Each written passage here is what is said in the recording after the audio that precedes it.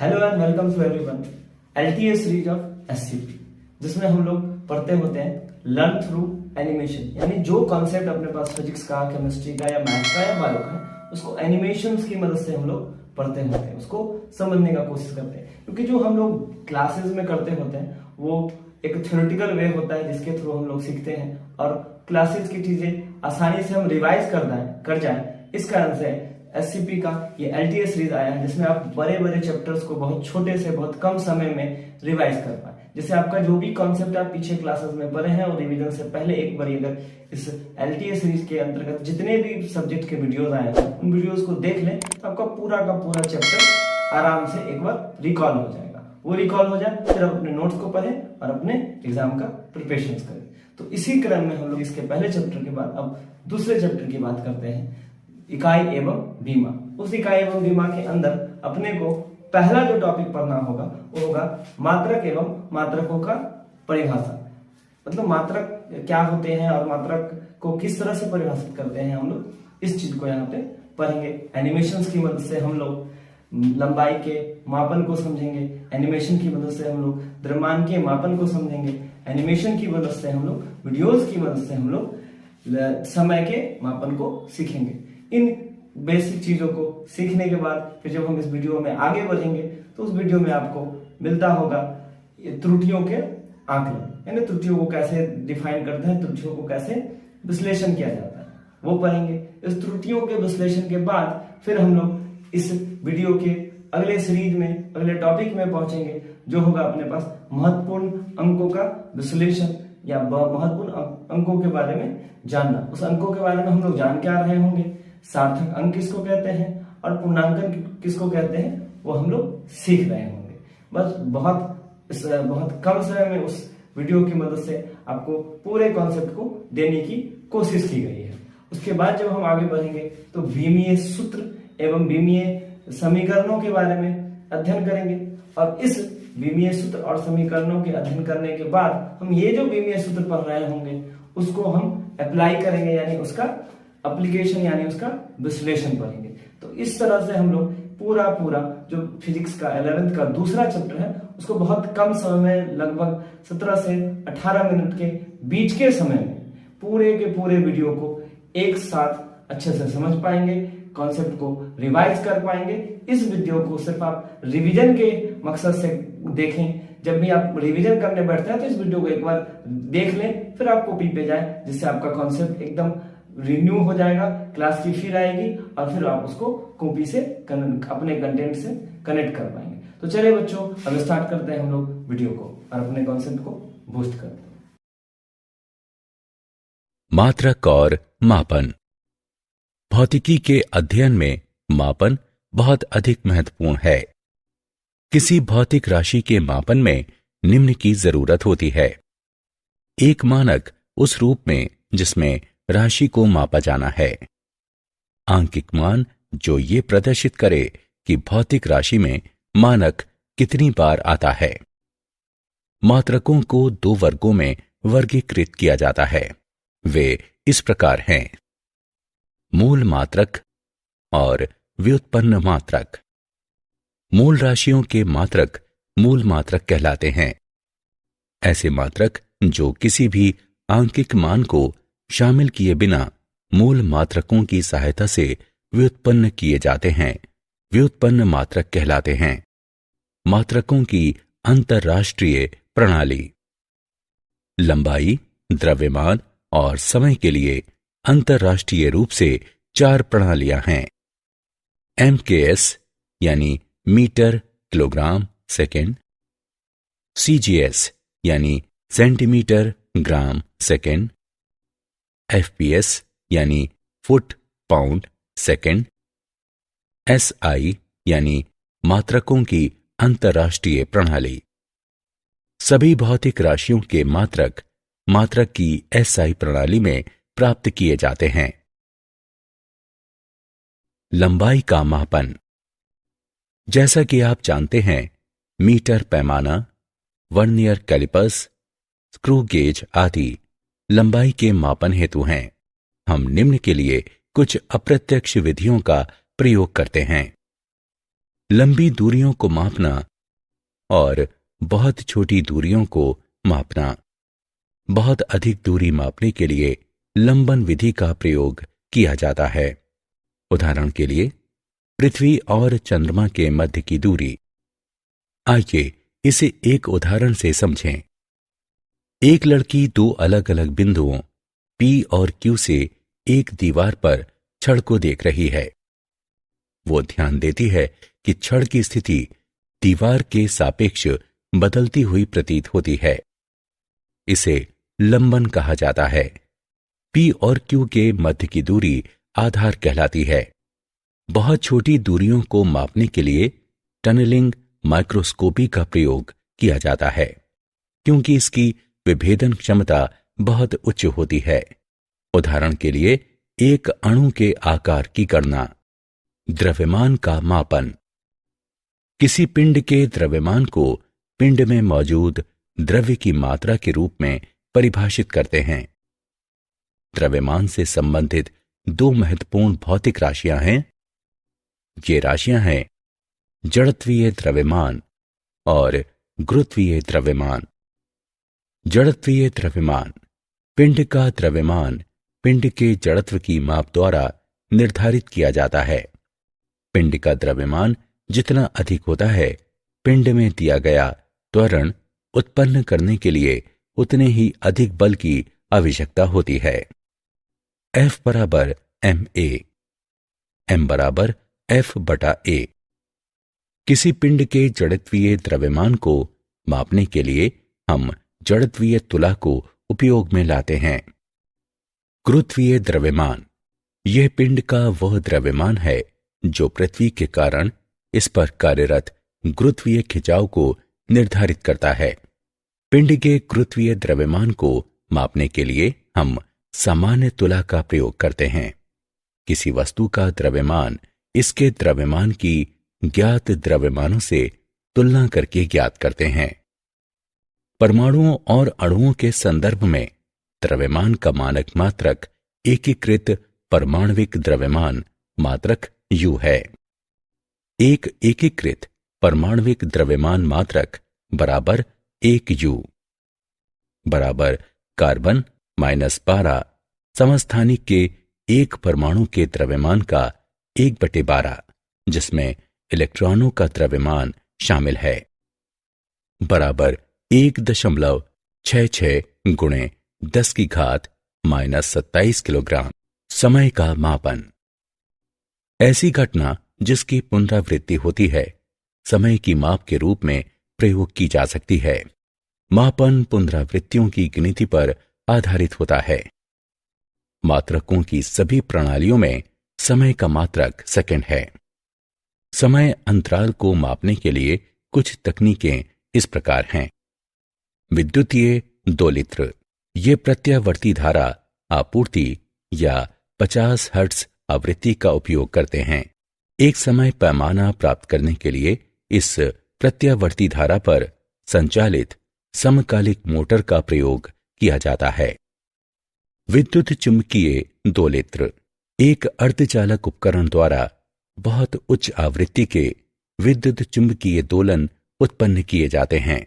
ऐसे दोलनों की लघु समयावधि का उपयोग लघु समय अंतरालों को मापने के लिए किया जा सकता है। क्वार्ट्ज क्रिस्टल घड़ियां। क्वार्ट्ज क्रिस्टल घड़ी प्याजो विद्युत प्रभाव प्रदर्शित करती हैं। उत्पन्न दोलनों का उपयोग समय अंतरालों को मापने के लिए किया जा सकता है।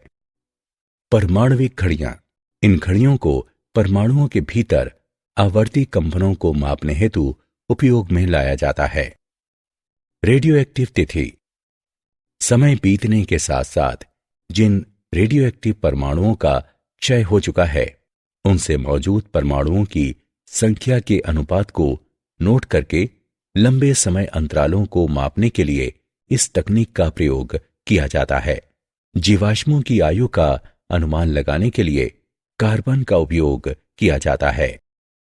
त्रुटि, किसी माप उपकरण द्वारा प्रत्येक मापन के परिणाम में कुछ अनिश्चितता होती है। मापन की त्रुटि को अनिश्चितता के एक प्रकार के रूप में परिभाषित किया जाता है। एक मापन की शुद्धता वो माप होती है जो ये बताती है कि मापा गया मान राशि के वास्तविक मान के कितना निकट है। परिशुद्धता हमें ये बताती है कि राशि को कितनी विभेदन क्षमता या सीमा तक मापा जाता है। त्रुटियों के 3 प्रकार हैं। निरपेक्ष त्रुटि, ये इसके मापे गए मान और वास्तविक मान के मध्य का अंतर है। सापेक्षिक त्रुटि, इसे इसके मापन की निरपेक्ष त्रुटि और इसके वास्तविक मान के अनुपात के रूप में परिभाषित किया जाता है। प्रतिशत त्रुटि, ये 100 के साथ इसकी सापेक्षिक त्रुटि का गुणनफल है। उदाहरण, आइए त्रुटियों का एक उदाहरण लें। एक संधारित्र की धारिता C बराबर 2.0 प्लस या माइनस 0.1 माइक्रोफैरड, जिसे V बराबर 20 प्लस या माइनस 0.2 वोल्ट की वोल्टता तक आवेशित किया जाता है। संधारित्र पर कितना आवेश Q होगा? उपयोग करें Q बराबर CV। आइए हल देखें। Q बराबर CV गणना करने पर हमें प्राप्त होता है Q बराबर 40 गुणे 10 की घात -6 कूलॉम। C में त्रुटि बराबर 2 में 0.1 भाग बराबर 5%। V में त्रुटि बराबर 20 में 0.2 भाग बराबर 1%। Q में त्रुटि बराबर 5% प्लस 1% बराबर 6%। इसलिए आवेश Q बराबर 40 प्लस या माइनस 2.4 गुणे 10 की घात -6 कूलॉम। सार्थक अंक, मापन में सार्थक अंक को उस मापन में ज्ञात मात्रकों के रूप में परिभाषित किया जाता है। किसी मापन में सार्थक अंकों की संख्या इसकी शुद्धता के स्तर को प्रदर्शित करती है। इसका अर्थ है मापन में सार्थक अंकों की संख्या जितनी अधिक होती है, उस मापन की शुद्धता उतनी ही अधिक होती है। आइए एक उदाहरण लें। 1000 सबसे परिशुद्ध है क्योंकि इसमें 4 सार्थक अंक हैं। सन्निकटन करना, यह एक ऐसी प्रक्रिया है जिसके द्वारा सार्थक अंकों की संख्या को जरूरत के अनुसार घटाया जा सकता है। आइए एक उदाहरण लें। L बराबर 2.6587 सेंटीमीटर। सन्निकटन करने पर L बराबर 2.659 सेंटीमीटर। उदाहरण, आइए सार्थक अंक का एक उदाहरण लें। एक घन की भुजाओं को 6.052 मीटर मापा जाता है। इस घन का आयतन और संपूर्ण पृष्ठ क्षेत्रफल उपयुक्त सार्थक अंकों तक ज्ञात करें। आइए हल देखें। आयतन बराबर लंबाई गुणा चौड़ाई गुणे ऊंचाई। गणना करने पर हम प्राप्त करते हैं V बराबर 221.665 घन मीटर। गुणनफल के मापे गए घटकों में से प्रत्येक में सार्थक अंकों की संख्या 4 है। इस प्रकार आयतन का गणना किया गया मान केवल 4 सार्थक अंकों में होना चाहिए। इस प्रकार V बराबर 221.7 घन मीटर। संपूर्ण पृष्ठ क्षेत्रफल बराबर 6 फलकों का पृष्ठ क्षेत्रफल। गणना करने पर हमें प्राप्त होता है S बराबर 219.76 वर्ग मीटर। प्रत्येक गुणनफल 4 सार्थक अंकों वाले घटक हैं। अंतिम परिणाम भी 4 सार्थक अंकों में होना चाहिए। इस प्रकार S बराबर 219.8 वर्ग मीटर। भौतिक राशि की विमाएं। किसी भौतिक राशि की विमाएं वे घाते हैं जिन्हें उस भौतिक राशि के मात्रक को व्यक्त करने के लिए मूल मात्रकों पर लगाया जाता है। सभी भौतिक राशियों को L, M और T विमाओं के पदों में लिखा जाता है। विमीय सूत्र एवं समीकरणें। किसी भौतिक राशि का विमीय सूत्र एक वर्ग कोष्ठक के अंदर मूल मात्रकों की घातों सहित उनके पदों में एक व्यंजक है। आइए एक उदाहरण लें। वेग का विमीय सूत्र निम्न है। ये एक समीकरण है जिसे एक भौतिक राशि के विमीय सूत्र को इसके प्रतीक के बराबर रखते हुए प्राप्त किया जाता है। आइए एक उदाहरण लें। वेग का विमीय समीकरण v बराबर m की घात 0 LT की घात घटा 1 है। विमीय विश्लेषण।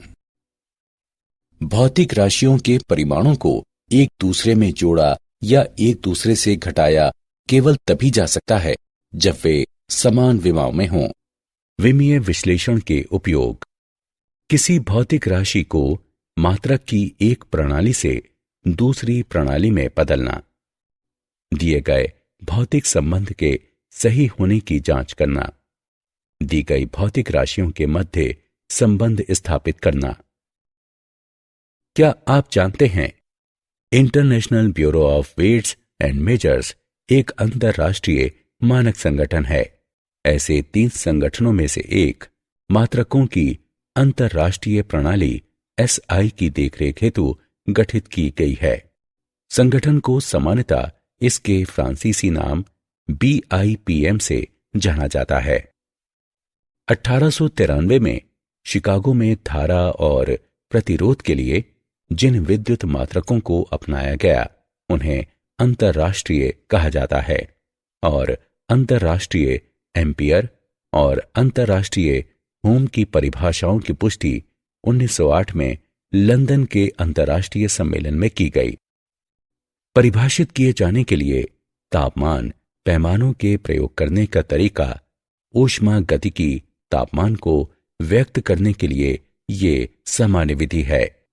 प्रतीक T संदर्भ तापमान T0 बराबर 273.15 केल्विन हिमांक से इसके अंतर के पदों में ये तापांतर 1 सेल्सियस तापमान कहलाता है। सारांश। आइए हमने जो कुछ सीखा है उसे संक्षेप में दोहराएं। भौतिकी भौतिक राशियों के मापन पर आधारित एक मात्रात्मक विज्ञान है। कुछ भौतिक राशियों को मूल या आधार राशियों के रूप में चुना गया है।